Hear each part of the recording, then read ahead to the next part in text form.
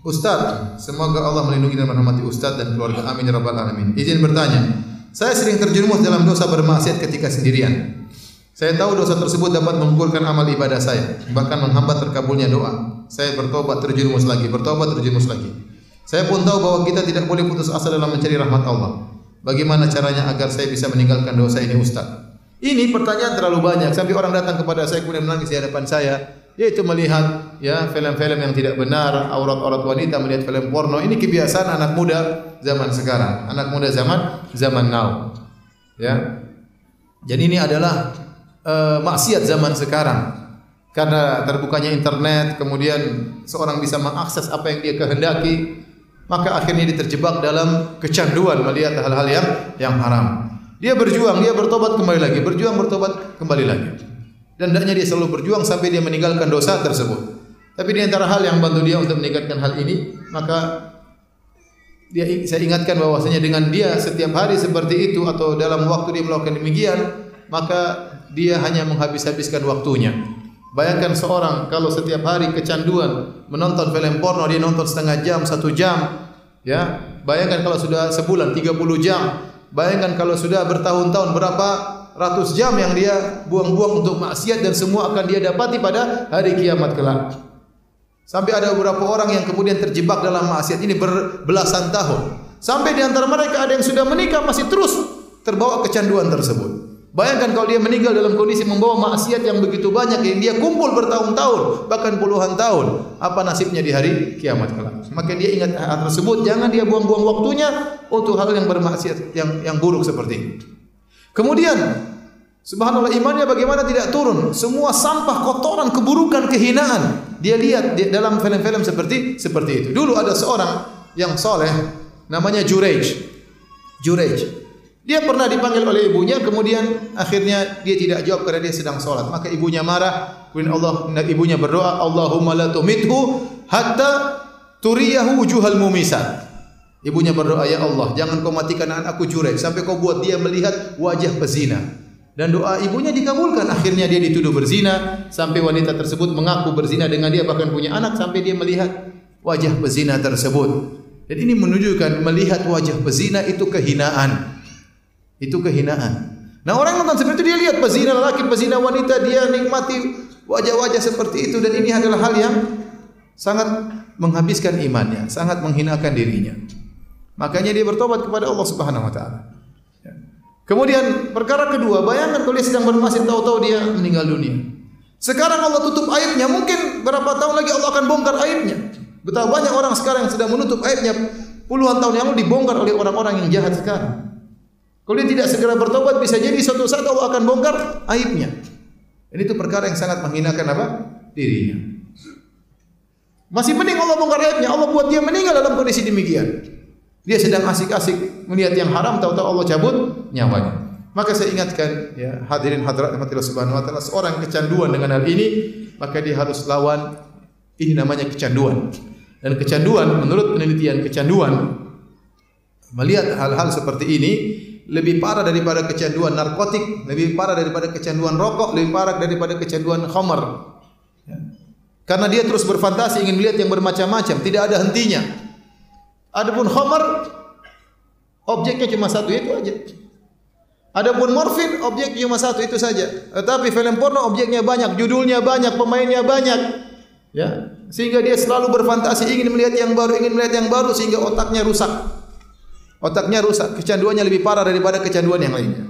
Maka untuk menghilangkan kecanduan ini, dia bertobat kepada Allah, menangis di hadapan Allah. Menangis, salat malam. Kemudian dia harus melawan dirinya, melawan nafsunya. Ya, kalau dia bisa meninggalkan, insya Allah 2 bulan, 3 bulan, dia akan bisa meninggalkan selamanya dengan izin Allah Subhanahu wa taala. Tapi dia harus setiap ada syahwatnya ingin nonton, segera pergi, cari kawan, cari kesibukan, pergi ke masjid, nangis dan yang lainnya. Pokoknya setiap kesibukan kemudian dia pergi sampai kalau sudah sebulan, 2 bulan, 3 bulan dia bisa meninggalkan, maka niscaya kecanduan tersebut akan hilang. Kalau kecanduannya sudah hilang, maka jangan sekali-sekali coba-coba dia melihat lagi. Sedikit saja sesuatu maksiat dia lihat akan memunculkan nostalgia yang telah lalu, maka dia akan kembali lagi seperti sedia kala. Kalau Allah sudah hilangkan kecanduan tersebut, jangan coba-coba lagi. Dan yang terakhir, kalau dia belum nikah, segera nikah. Ya. Kalau tidak nikah, repot di zaman sekarang ini. Ya, makanya saya bilang tadi, kasihan orang-orang jomblo. Kalau ente punya uang zakat, kasih zakat sama dia, biar dia bisa apa? Nikah. Benar, boleh kasih zakat sama. Kasihan dia menderita. Pemuda zaman dahulu tidak seperti pemuda zaman sekarang. Sekarang maksiat di mana-mana. HP isinya kerusakan. Ya. Maka kalau kita bisa bantu segera dia menikah, maka segera menikah. Ya. Obat yang paling utama untuk menghilangkan penyakit seperti ini adalah apa? Menikah. Ustaz, jika kita melakukan amalan dosa yang menghapuskan amalan kebaikan kita yang telah lalu, kemudian kita bertobat, apakah pahala kita yang telah lalu dihapuskan akan kembali lagi? Mudah-mudahan. Ya, mudah-mudahan dikembalikan lagi oleh Allah Subhanahu wa taala.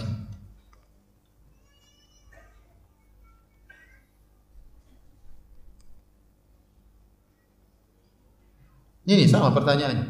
Jomblo-jomblo Klaten. Saya itu ingin istiqomah, tetapi ketika sendiri ada godaan untuk berbuat maksiat. Sama. Ini penyakit anak muda zaman sekarang. Jawabannya kawin. Dan saya ingatkan pada orang tua, jangan halangi anak Anda segera kawin. Jangan buat dia terjebak dalam lautan kemaksiatan. Jangan buat dia tiap hari merusak pandangannya hal yang haram. Bantu dia untuk menikah. Saya punya kawan dari Saudi. Dia tanya, "Ya akhi, Syekh, ente anaknya berapa?" "Anak saya 10. "Oh, Masya Allah, Syekh. Itu baru laki-lakinya, belum perempuannya." Masya Allah. "Kok bisa?" Dia cerita, "Saya dulu nikah, saya masih SMA. Saya nikah, kemudian kakak saya pun demikian, adik saya pun demikian. Jadi orang tua kita nikahkan kita, kemudian tinggal di rumah kita.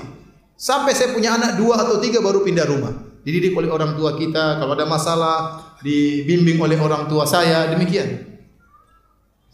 Alhamdulillah dia menjadi orang berhasil, bahkan menjadi istrinya politikus top di Arab Saudi. Ya. Pernah saya tidak bisa cerita orangnya.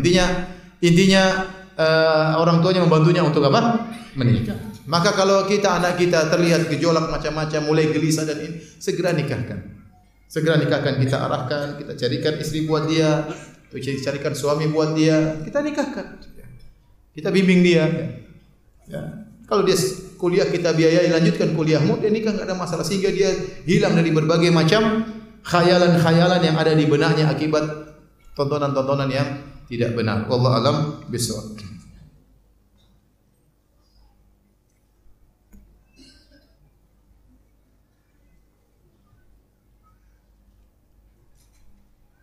Bagaimana agar kita bisa beristiqomah dengan baik dan benar? Karena iman sering naik turun dan banyak turunnya. Iman sering naik turun tapi banyak apa? Turunnya. Kata ulama, min fiqhil mar'i, di antara kecerdasan seorang, dia tahu kapan imannya turun, kapan imannya naik. Kalau dia tahu dia begini imannya turun, maka jangan dia lakukan.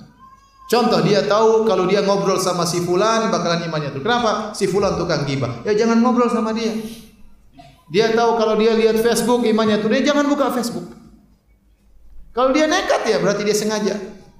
Seorang harus ngerti kapan imannya turun, kapan imannya. Kalau dia tahu begini imannya naik, lakukan imannya naik. Karena seorang bisa merasakan imannya naik atau turun. Ustaz, ketika kita berdoa, bolehkah kita meminta sesuatu yang spesifik? Atau kita meminta kepada Allah untuk memilihkan yang terbaik untuk kita? Sebagai contoh, saya ingin berkuliah di teknik atau tarbiyah, tapi saya lebih condong ke sipil. Ini gimana? Saya ingin pergi ke Klaten atau ke Jogja, tapi saya lebih condong ke Bandung. Saya ingin teknik atau tarbiyah, tapi saya lebih condong ke sipil. Apakah harus saya sebutkan minta teknik sipil? Oh, teknik sipil. Atau minta Allah berikan yang terbaik untuk saya. Mengapa kita minta yang spesifik tapi kita serahkan kepada Allah Subhanahu wa taala? Ya Allah, saya ingin sekali, misalnya kita ungkapkan, ya Allah, saya ingin sekali di teknik sipil, tetapi tentu pilihanmu yang terbaik, pilih yang terbaik bagiku. Tapi kita minta. Ya. Bisa jadi Allah pilihkan, kemudian Allah beri kebaikan di balik permintaan kita tersebut. Tapi serahkan kepada siapa? Allah. Yang lebih tentang masalah kita adalah Allah Subhanahu wa taala. Terkadang orang lebih baik tidak sekolah daripada sekolah. Ya benar.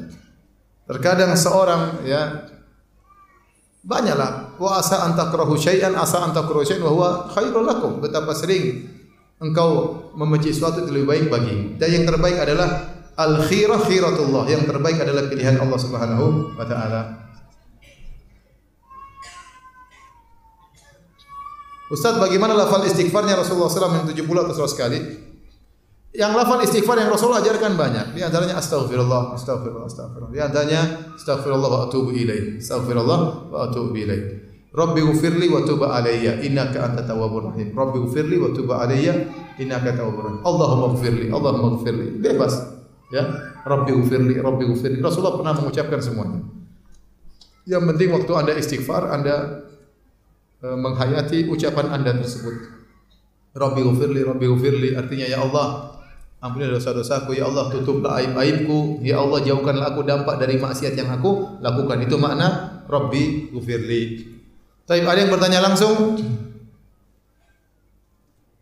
Yang lain? Hah? Menyambung yang mana? Monggo berdiri.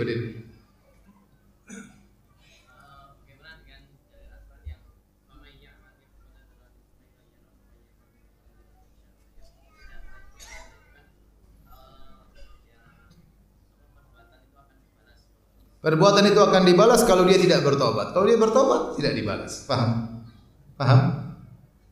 Atau nanti mau dibalas juga? Baik. Terakhir yang bertanya, ya coba berdiri. Sebut nama, umur, status. Namanya siapa? Syifa. Umur? Cipa. Jipa. Ya.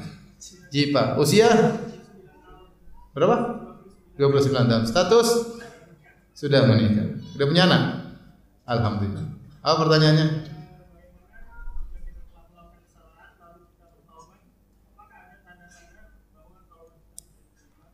Ini pembahasan panjang lebar oleh para ulama. Kita di antara raja dan khauf. Kita tahu Allah Subhanahu wa taala Maha menerima taubat. Dosa sebesar apapun Allah Tawwabur Rahim. Apalagi Allah gandengkan Tawwabur Rahim. Maha menerima taubat dan Maha penyayang. Dan konsekuensi dari penyayang harusnya memaafkan. Di antara konsekuensi dari menerima taubat harusnya menerima taubat. Di antara konsekuensi dari nama Allah Al-Ghafur, Maha mengampuni, harusnya Allah mengampuni.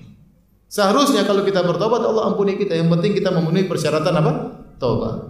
Tetapi tentu kita tidak bisa memastikan hal tersebut. Kita tidak tahu taubat kita tidak diterima atau tidak. Makanya kita di antara husnudzon, antara roja dan khauf. Berharap Allah terima karena Allah sifat-sifatnya Maha menerima taubat. Tetap saja tapi ada kekhawatiran jangan-jangan tidak diterima. Tapi saya lebih condong pada konsekuensi bahwasanya namanya Allah Maha terima taubat, harusnya Allah terima taubat seorang hamba selama syaratnya dipenuhi. Kapan syaratnya dipenuhi, maka taubatnya diterima. Tinggal kita fokus bagaimana kita penuhi syarat taubat atau tidak. Para ulama menyebutkan syarat taubat yang pertama al-iqla' an-nidam, meninggalkan dosa tersebut. Yang kedua an-nadam, menyesali. Yang ketiga al-azam 'ala al-adamil audah, bertekad untuk tidak mengulangi. Kapan dalam diri kita terpenuhi tiga syarat ini, kita sedang tidak melakukannya, kita menyesali benar-benar, kita bertekad untuk tidak kembali, maka dosa kita diterima, taubat kita diterima, dosa kita diampuni, taubat kita diterima oleh Allah Subhanahu wa taala. Kalau kita melakukan suatu hari di kesempatan yang lain, itu dosa yang baru. Selama waktu kita bertobat memenuhi persyaratan apa? Taubat. Hukum asalnya Allah terima taubat kita. Hukum asalnya Allah terima taubat kita. Demikian saja yang bisa sampaikan pada kesempatan kali ini.